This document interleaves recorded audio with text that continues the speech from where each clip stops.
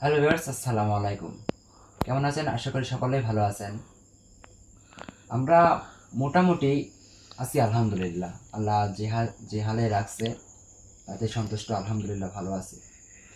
তো বিগত যে ভিডিওটা আপনারা দেখছেন, আমাকে নিয়ে অনেক বাজে মন্তব্য করছেন আপনারা, কিন্তু আপনারা একটিবার ভাবলেন না যে আমি ওখানে থাকা অবস্থায় আকাশ ভাই যে এত বড় বিপদে পড়ছে, তারপরে কি জন্য আমি সাহায্য করলাম না বা আগায় গেলাম না? এই প্রশ্নটা কিন্তু আপনার মধ্যে থাকতে পারে। তো আমি ওই জায়গায় মানে এক কথায় একবারে স্ট্যাচু ছিলাম। প্রথম অবস্থায় মোটামুটি বেশ ভালোই ছিল। আপনারা দেখতে পাচ্ছেন, ক্যামেরা ঘোরাইছি, আকাশ ভাইয়ের সাথে কথা বলছি, মোটামুটি অনেকক্ষণ ধরেই সুস্থ ছিলাম। তো যখনই কিছুক্ষণ পার হলো ভিডিওতে, মোটামুটি অনেক কয় মিনিটে পার হলো, তখন অটোমেটিক আমার শরীর একদম স্থির হয়ে গেছে। জাস্ট আমি এক হাতে লাইট আর এক হাতে ক্যামেরা, এমনভাবে তাকায় আছি আর হাত ধরে আছি। আমি হাতটা এদিকেও করতে পারতেছি না, এদিকেও করতে পারতেছি না, আর কথা তো মানে বলতে পারছি না, এমন অবস্থা। রবট হয়ে গেছে। মানে এক কথা একবারে স্ট্যাচু আমি। আকাশ ভাই, আমি পরে ভিডিওতে দেখলাম, আকাশ ভাই আমাকে অনেকবার ডাকছে, কিন্তু ওই ডাকটা আমার কানে পৌঁছাইছে ঠিকই, কিন্তু আমি মনে কর একটি ধাপ যে দেব সে বলটুকু আমার নাই। মানে এক কথায় আমাকে একবারে পুরা বশ করে নিছে। মানে ভয় ভয় আতঙ্ক। হ্যাঁ, আতঙ্ক আমাকে একদম পুরো বশ করে দিয়েছে। আমি যেখানে স্থির ছিলাম সেখানেই স্থির ছিলাম। আর আরেকটা বিষয় হচ্ছে, ভিডিওতে দেখতে পাচ্ছিলেন যে আমার পাশে ডান পাশে, আমার ডান পাশে মাঝ বরাবর হচ্ছে, ভিডিওর মাঝ বরাবর একটা আগুনের ফুলকা ওঠে গোল। তো ওই অবস্থা আমার জ্ঞান ফিরছিল একবার, ওটা শুধুমাত্র আমার হ্যাঁ, শক্তির দ্বারা। তো ওই অবস্থায় আমার কিছুক্ষণ জ্ঞান ফিরছিল। পরে আমি আকাশ ভাইয়ের সাথে তখন কথা বলছি।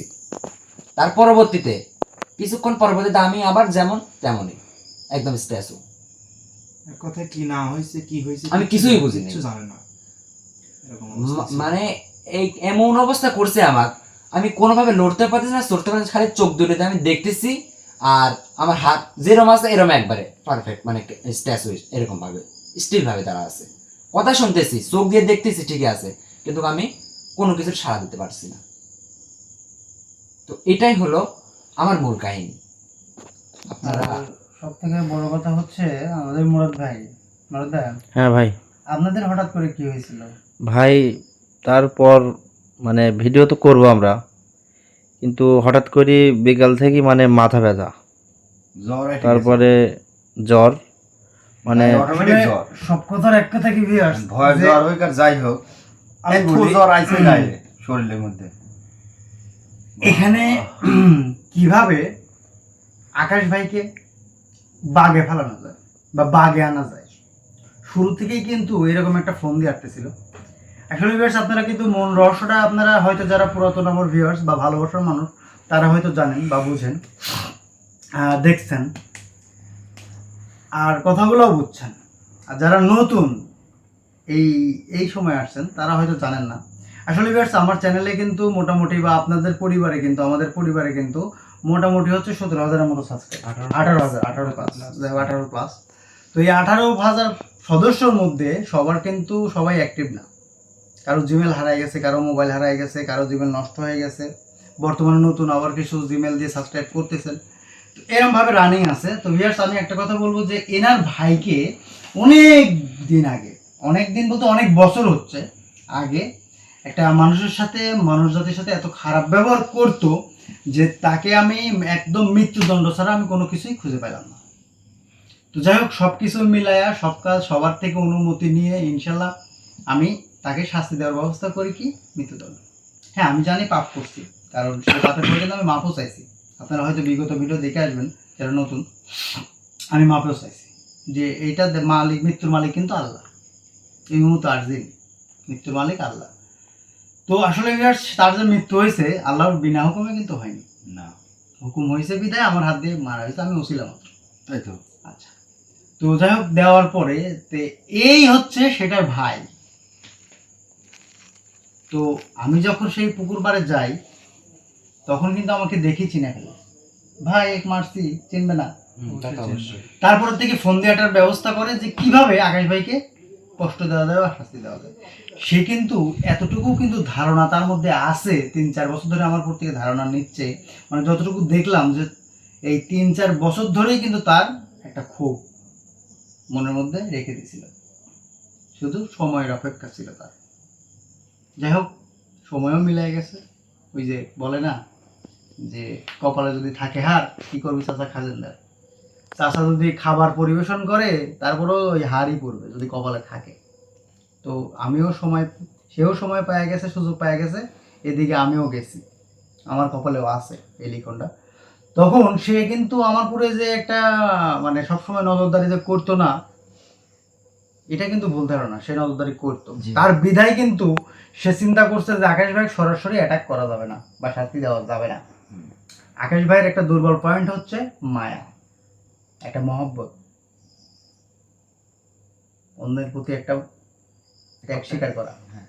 এই জিনিসটা আকাশ ভাইয়ের আছে। তখন কি করলো, জীবন ভাইয়ের উপর, জীবন ভাইকে পাগল বানাই দিল। অন্য অন্য জায়গায় ভিউয়ার্স আপনারা কিন্তু দেখেন, সাধারণত যদি ইনভেস্টিগেশনে যাওয়া হয় সেখানে সমস্যা হয়, ঠিক হয়ে যায়, হুম। ঠিক করে নিয়ে চলে আসা হয়। জি ভাই। সেই সময় এমন একটা পরিস্থিতি করছিল, আমিও তো গেছিলাম, পরবর্তীতে সে উন্মাদ পাগল, কিছুই বলে না। তো ভিউয়ার্স আপনাদের সামনেই তো তাকে ভালো করার জন্য আমি সেই শাস্তিটা নিজে চাই নিয়েছিলাম, যা আমার যা হোক, তা তুমি এনাকে সাথে ঠিক করো, কারণ এনার পরিবারের থেকে চাপ আসতেছে, তার মানে মানসিক ভাই- পাগল হয়ে গেছিল। তার মানে ভাই ওই যে জিনটা যে বলছিল যে এর পরিপ্রেক্ষিতে কিন্তু বড় ধরনের একটা মাসুল দিতে হবে, মাসুল দিতে হবে। এটাই তার হচ্ছে এই মাসুল। মাসুলটা হচ্ছে যে হচ্ছে আমার এই রক্ত করাটা, এই যে একটু পর পর যে রক্ত দেখলো দেখতেছে, হঠাৎ হঠাৎ হাসি উঠতেছে, উকি উঠতেছে, এটার সাথে রক্ত উঠতেছে, এইগুলো হচ্ছে বড় মাসুল। বড় মাসুল। আর এটার কারণে আমি আস্তে আস্তে মারা যাব, বা যদি মারা নাও যাই তবে জীবন তোলা আশা থাকবে। কি বল? একটু পর পর যে রক্তগুলো দেখতেছ, এই যে এখানে যে আসলে আমার কাছে কতক্ষণ হলো পরিষ্কার করলাম। রক্ত দেখি তো জ্বর আইছে আমার বেশি। তো বিষয়টা হচ্ছে এরকম ভাবে যদি বের হতেই থাকে ভিউয়ার্স, মুখের মধ্যে তখন তো আষ্টে আষ্টে গন্ধ বলতেছে, কারণ একটা রক্ত কিন্তু একটা আষ্টে গন্ধ আছে। হুম। একটু পর পর হচ্ছে গলা দিয়ে রক্ত বের হচ্ছে, ধুচ্ছি তারপরে কুলি করছি, কিন্তু রক্তের একটা গন্ধ আসছে। ভাত খাওয়ার কোনো রুচি নেই, ভাত না খেলে শুকায় যাবো। তা তো অবশ্যই। আর রক্ত অনবরত যদি বেরোতে থাকে, রক্ত শূন্য। দুই এক ঢক গিলবো, কিন্তু রক্ত একটু হলে তো গিলবো, যাবে। রক্ত খাওয়া কিন্তু হারাম। হুম। রক্ত যখন পেটের মধ্যে যাচ্ছে, এই হারামটা ঢোকে, তারপরে ভাত যখন খাবো না তখন আমি কিন্তু শুকায় যাবো, আর এদিকে রক্ত বেরোচ্ছে, ওই দিক থেকেও রক্ত শূন্যতায় পড়ে যাবো, মানে জীবন তোলা আশায় বেঁচে থাকবো যদি এটা ঠিক না করি। আচ্ছা, পরের কথা বলি।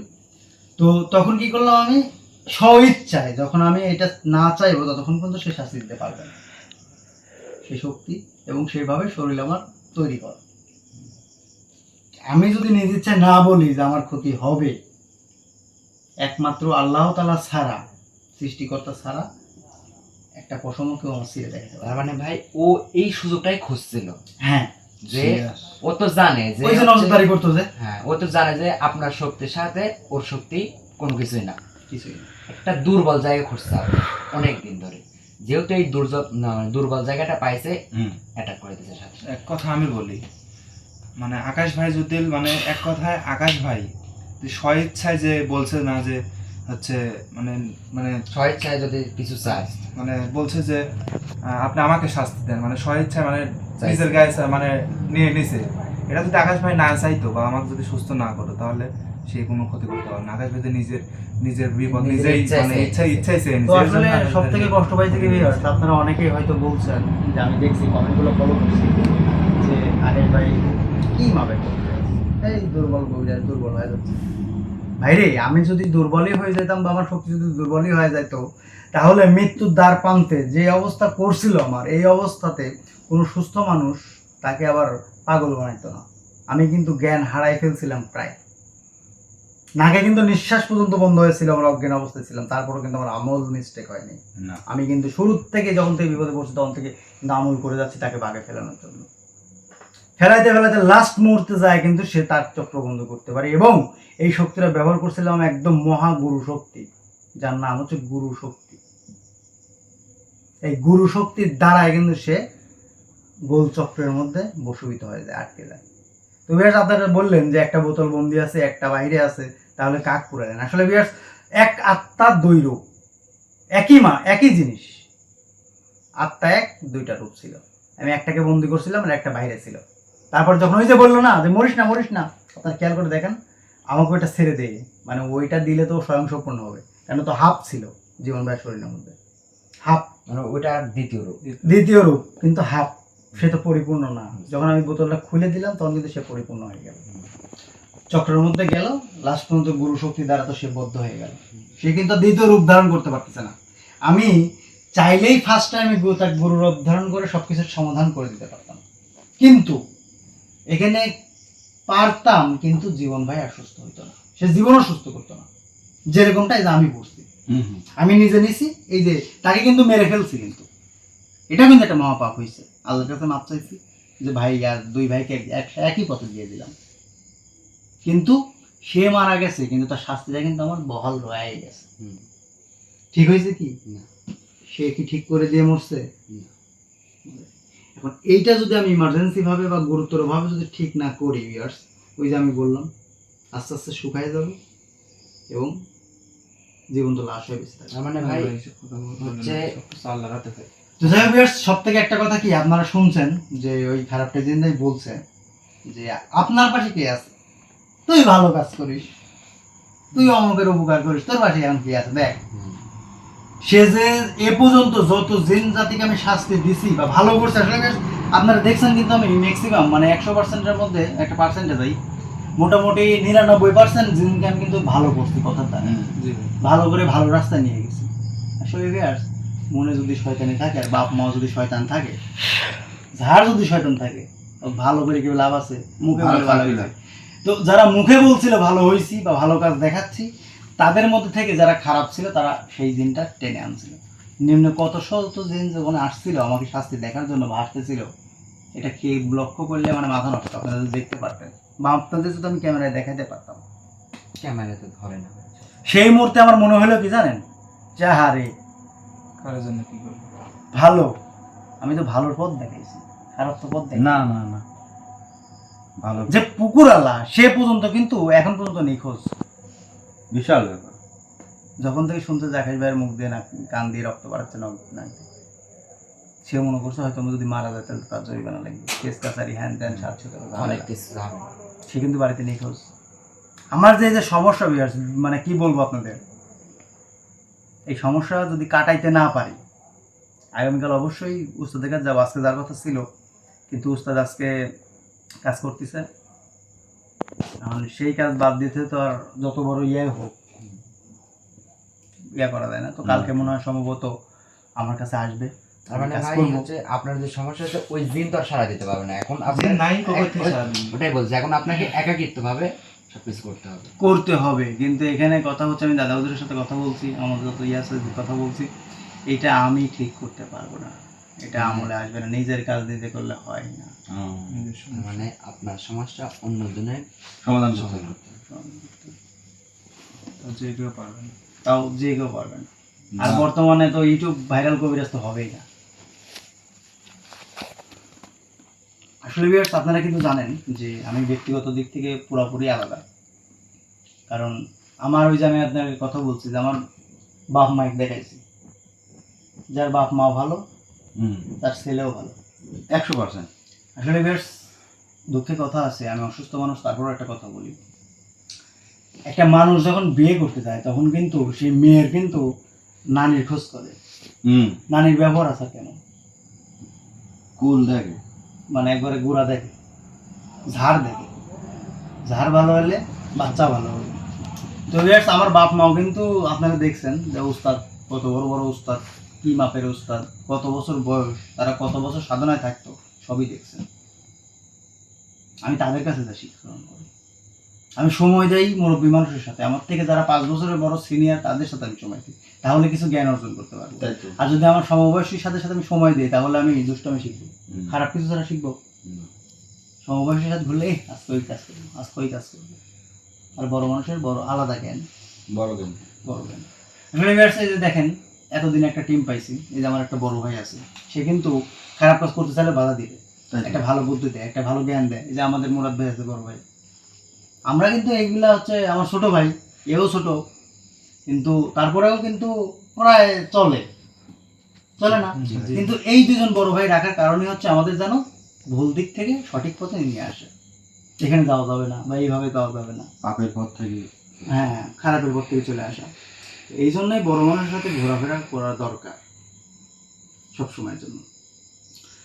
তো ভিউয়ার্স, আমার জন্য অবশ্যই দোয়া করবেন যেন এটা কাটায় উঠতে পারি। আর ভিউয়ার্স, এটা সত্য কথা বলতে আপনি কাটবে না।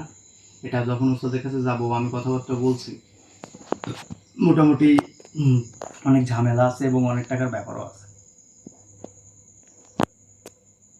মানে কি যে বিপদে পড়ছি একমাত্র আল্লাহ ছাড়া কেউ জানে না, আর আমার পাশে কেউ নেই। মানে এখানে না আছে মানুষ জাতি, না আছে জিন জাতি। এখানে অর্থ ব্যয় হবে। অর্থ তো অর্থ ছাড়া কাজ হয়, বুঝতে পারতেছ। লবণ কিনতে গেলেও টাকা, তাহলে বুঝো। একটা লবণ আগে ছিল 20 টাকা, 16 টাকা, 15 টাকা, এখন লবণ 40 টাকা। 40 টাকার নিচে কোনো লবণ নেই। তো আসলে যাই হোক ভিউয়ার্স, বিষয়টা হচ্ছে যে জিনিসপত্রগুলো লাগবে। আর সব থেকে বড় বিষয় যে দাদা হুজুর বললো যে আমার একটা খুঁত আছে, সেই খুঁতটা হচ্ছে আমার জানের সাথে দেওয়া হয়নি। আমার বুদ্ধির পরে আমার আব্বু দেয়নি, তবে বুদ্ধির আগে দিছে কিনা জানি না, তবে দাদা হুজুর বললো যে দেওয়া হয়নি। এটা দেওয়া লাগতে পারে, মানে যেমন আকিকা নাকি আগে এটাও দেওয়া লাগতে পারে। জানেন ভালো বলে বলতে জানেন। হবে না। এখন এই পর্যায়ে যদি যায় তাহলে তো বুঝতেই পারছো কত টাকা ধাক্কা। আগে করতে তো ছেলে মানুষের দুইটা খাসি লাগে। এটা সঠিক ধারণা নাই, তবে দুইটা তো না, একটা গরু দিয়ে তো 7 জনের দেওয়া হয় না, 7 জন। বড় ভাই? নাম বসাই দিয়ে একটা গরু জবাই করে 7 জনের দেওয়া হয়। 7 জনের দেওয়া। কিন্তু খাসি কয়টা দেওয়া হয়? একটা ছেলে মানুষের জন্য খাসি কয়টা? খাসি সম্ভবত 2টা, ছেলে মানুষের একটা ছেলের 2টাই। এটার যদি ধাক্কায় যাওয়া লাগে দাদা হুজুরের কথা ওখানে মনে, অনেক তাহলে টাকা। তো মানে অনেক কিছু কি। যাই হোক, তারপরে উস্তাদের কাছে যাই। তবে ভাই আপনার অনেকটা শরীর কেমন জানো? অবস্থা খুবই খারাপ আকাশ ভাই। দেখলে মানে সব থেকে বড় কথা কি জানেন, এই যে কথা বলতেছি তা মনে হচ্ছে কাঁচা আসছি একটা রক্তের গন্ধ, দেখেন না কেমন, মানে রক্তে গন্ধ। নাকে সবসময় গন্ধ লাগতেছে, বুঝছেন? আপনি বিরক্ত লাগছে। আসার পরে তো সবকিছু শরীরটা কেমন জানো? যাই হোক, শুকনো viewers, হয়ে গেছে ভাই। আমার জন্য দোয়া করবেন, কথা বাড়াচ্ছি না। আর আগামীকাল অবশ্যই আমার উস্তাদের সাথে মহাশনে আমাকে দেখতে পাবেন। সবাই ভালো থাকবেন, সুস্থ থাকবেন। আসসালামু আলাইকুম।